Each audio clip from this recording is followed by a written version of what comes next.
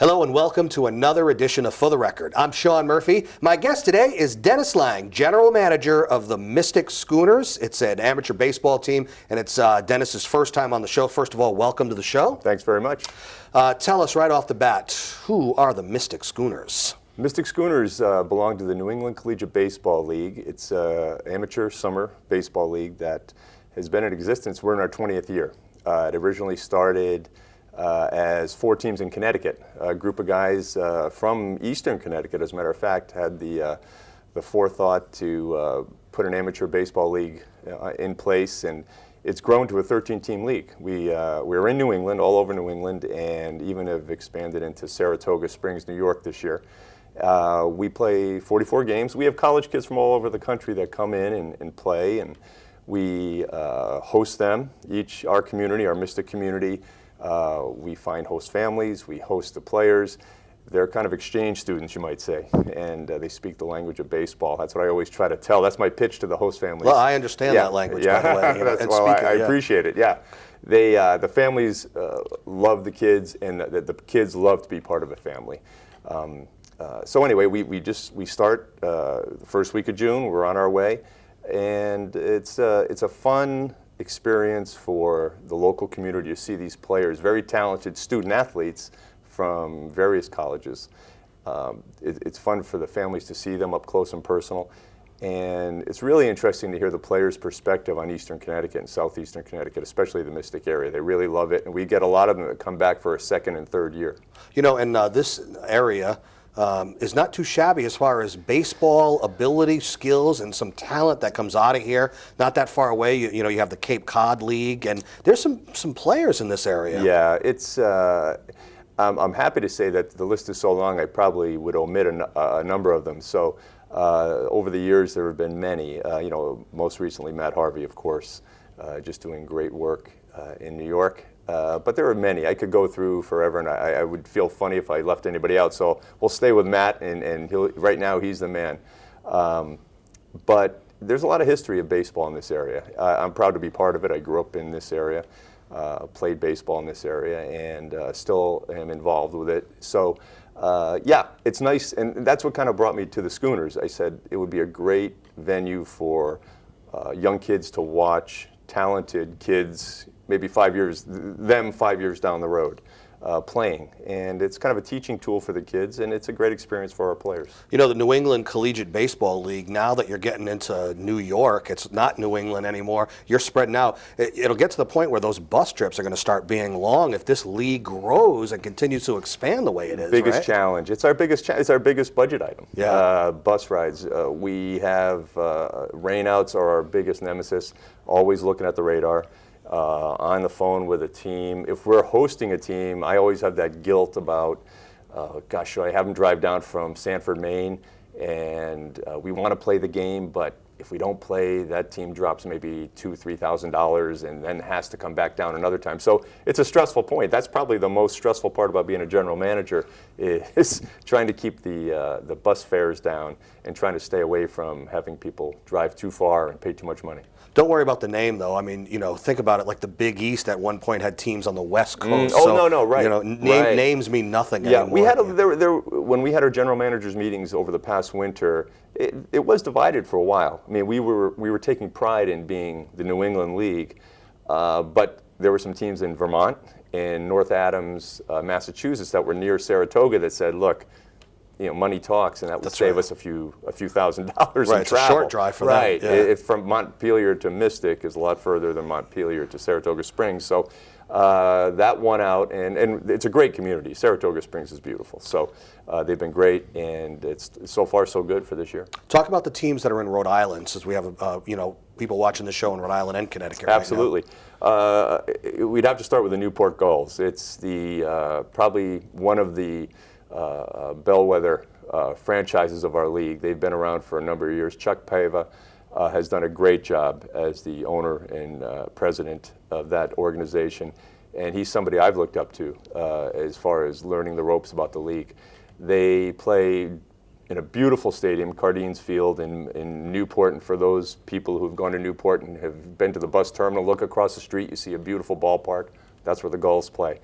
They were the champions of the league last year, and they were voted the best amateur summer league team last year in the country, overall of the Cape Cod League As far as teams. their ability to play? Well, their record and okay. their record and their ability, a lot of different factors that came in, but they topped all of the Cape Cod League teams, all of the Alaska League teams, Wow, which is yeah, another Premier place, League. yeah.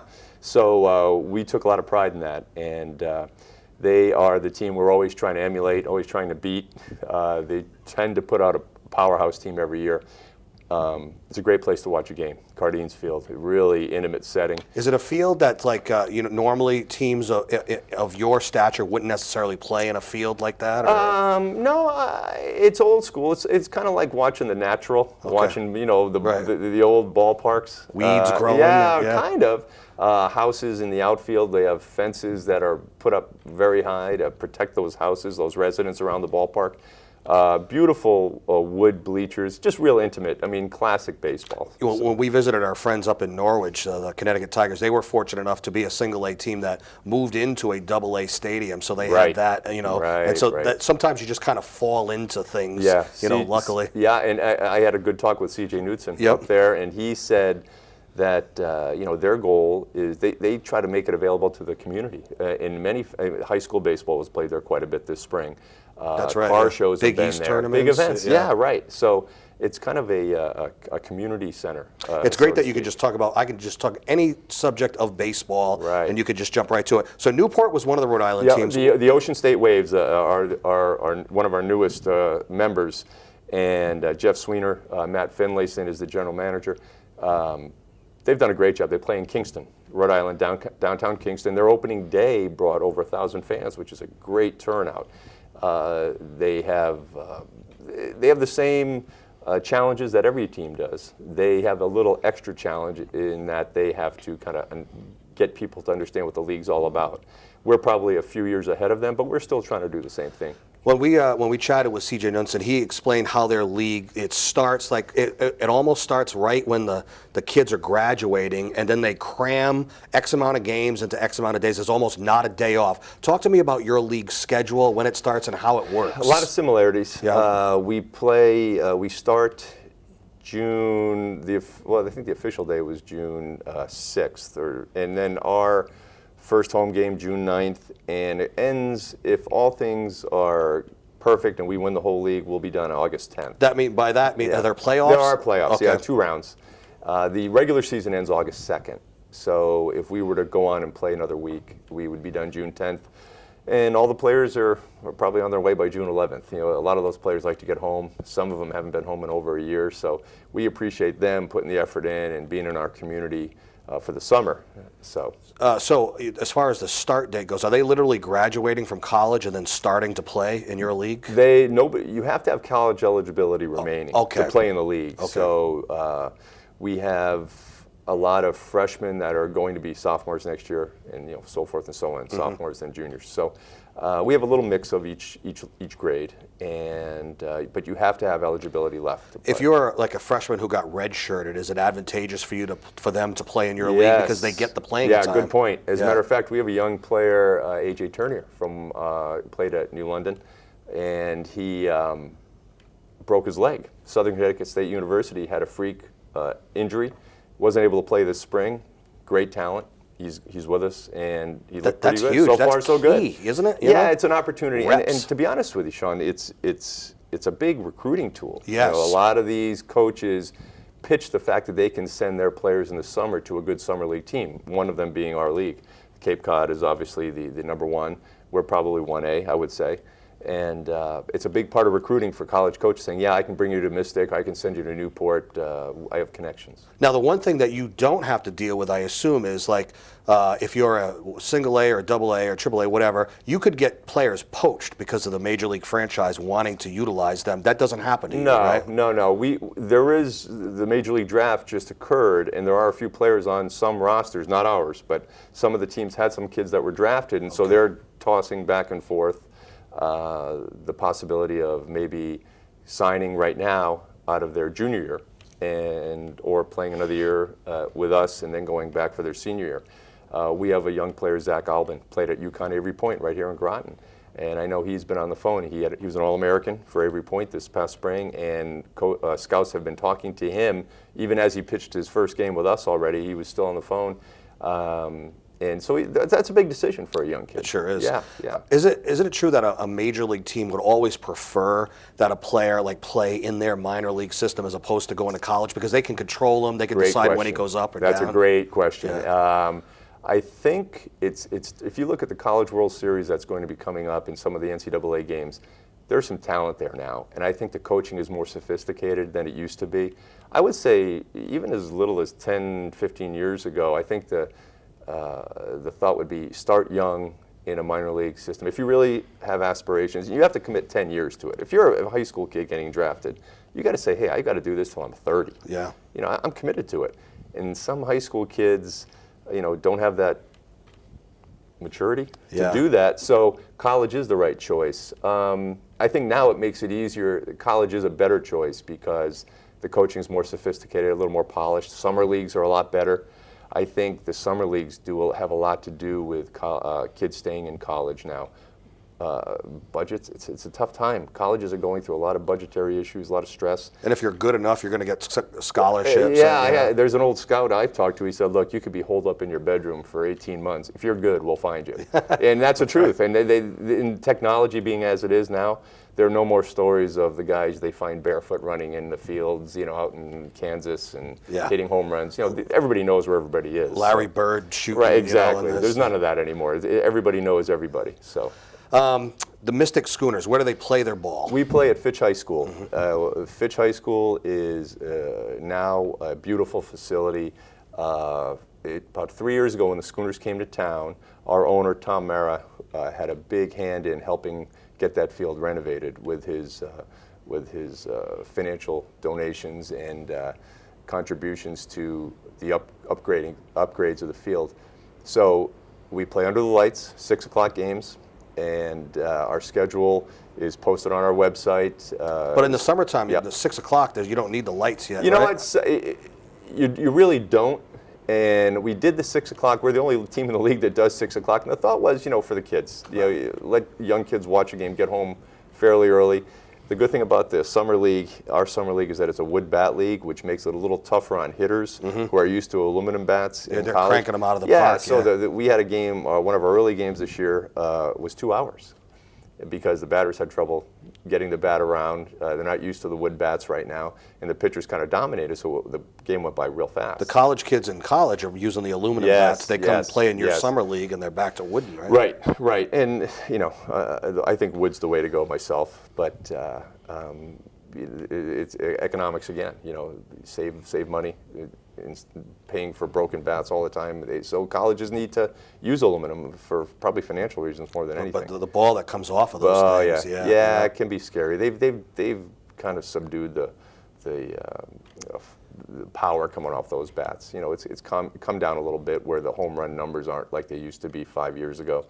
But wood is still the best test for a potential major leaguer. And how many of those bats are corked? And tell me about the juicing issue in your league. Right. Well, no juicing, no corking. We have kids eating good meals. We have our host families feeding them well. So the contract offers aren't quite there yet for them to necessitate going to those. They're playing for the love of the game, to coin a corny phrase, but it is. They love to play, and you see the energy and the excitement for them to come and play with other players that are as good as them. And also as enthusiastic about the game as they are, too. Yeah. When it comes to the fans, okay, when you're talking about baseball at your level, the grassroots level, talk to me about the approachability, availability, and the affordability of going to a game like that. Well, there's no doubt about it. It's very affordable. I mean, a ticket for adults is $5. Any kid gets in for free. At Fitch High School, it's a high school field, and if people, some of the people watching may have been to Fitch over the years, they know it's a high school field, very intimate. There's not a luxury suite. No, there's no suites. You're not set off the field. Foul territory is small, and the kids and the adults that are watching the game are right there, and they see the faces of those players. And I think the biggest thing is a lot of fans, they realize, like, wow, these are just kids. Yeah. they're very talented kids, but they're just kids. And my 12-year-old is going to be that kid in about 5 years. You actually ever have scouts at games? Oh yeah, plenty of scouts. Yeah. Yeah. We have a lot of them. We have a lot of talented players, and it's another big recruiting factor because we are so close in proximity to the Cape League. Yep. Everybody goes to the Cape League. Every scout goes to the Cape. Everybody's heard of it. Yeah, and we're an hour from the Cape, so scouts who've done their loop in the Cape League, they'll come down to Mystic, go to New Bedford, Newport, or Ocean State.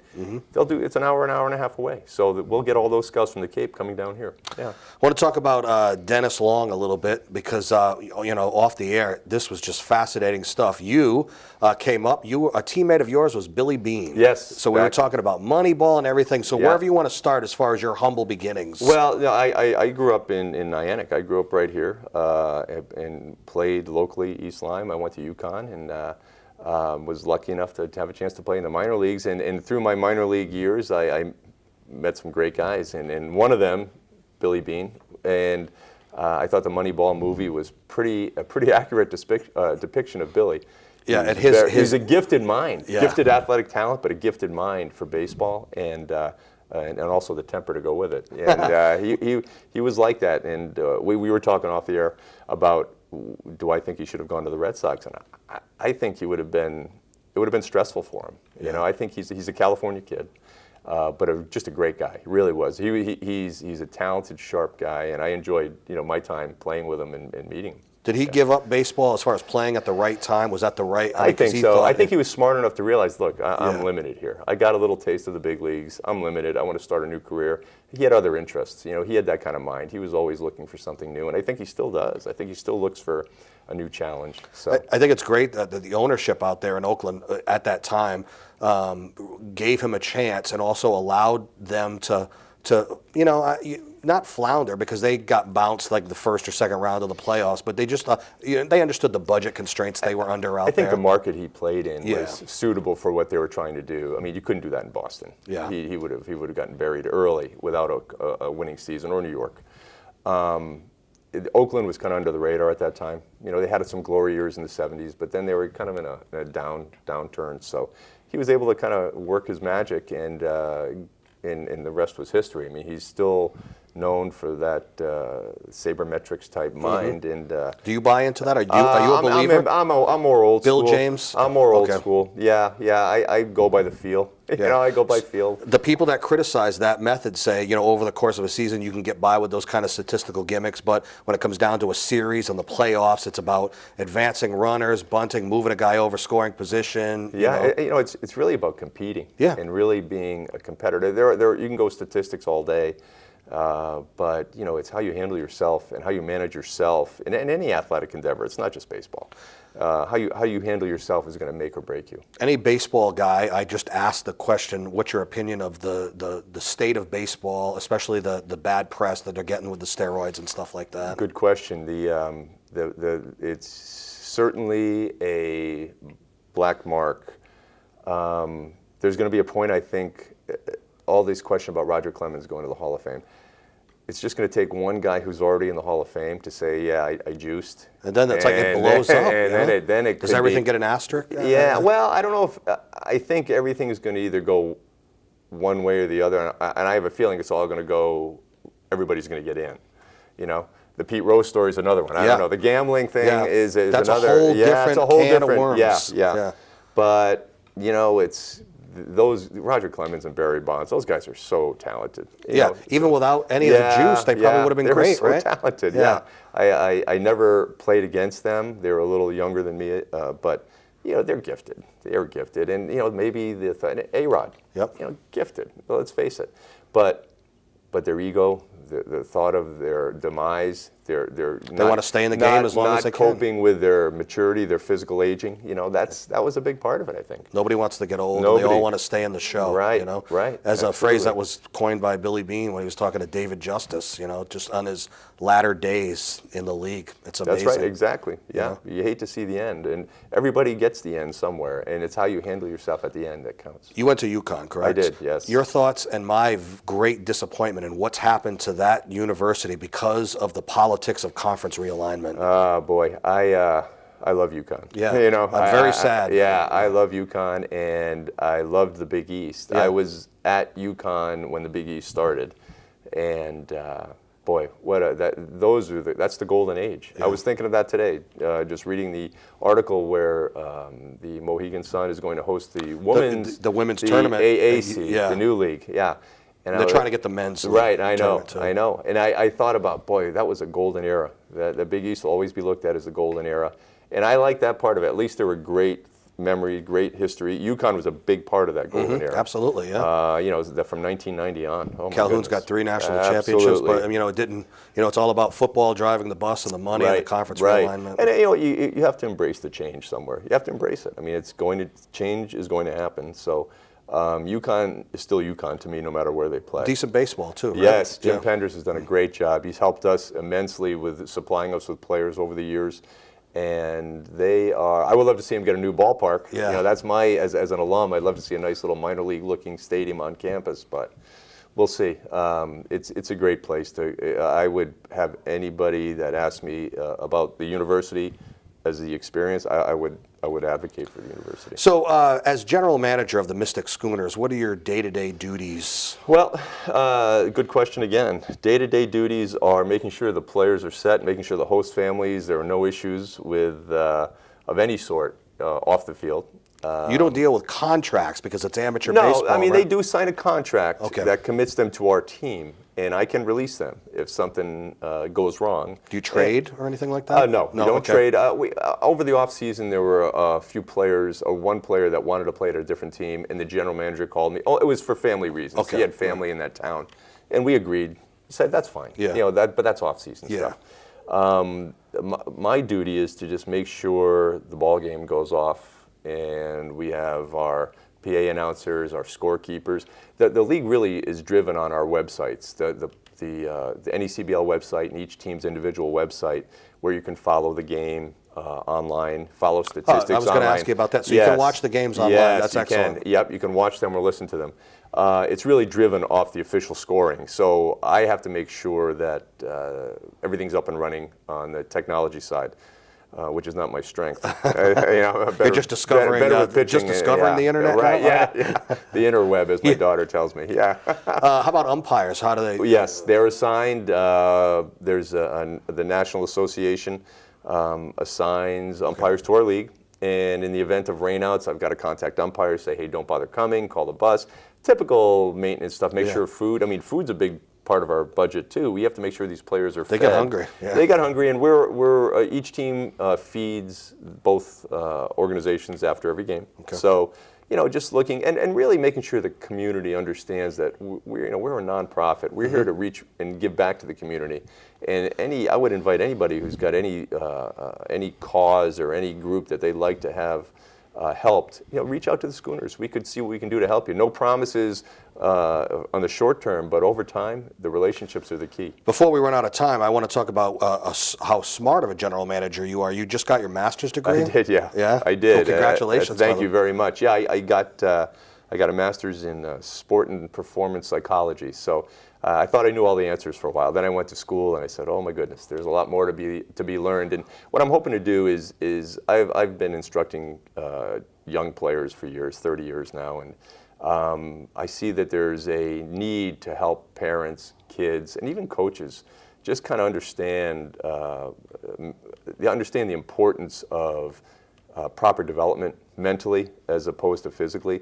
There's a mental piece to sports that obviously everybody knows. You have to have a good head. You have to have it between the ears. You hear all the slogans, but there's some serious issues out there that are lacking, and I'm hoping to be just an advocate for youth sports more than anything, from Little League on through high school, and let all the wizards handle the big leaguers with all the big money. So it sounds like a PhD could be in the works, and I'll be calling you Dr. Long. Yeah, sure. No, no, I don't think that. I think I have enough to work with right now. What's the Thank you. website, the Mystic Schooners website? Yeah, www.schoonersbaseball.com. So all upcoming events are there, games. You Yes. can watch it online or listen to it online Right. there. All right. So go check out the website and go check out a game, whether it's on the road somewhere or see them at Fitch Senior High School in Groton. Dennis Long, the general manager of the Mystic Schooners.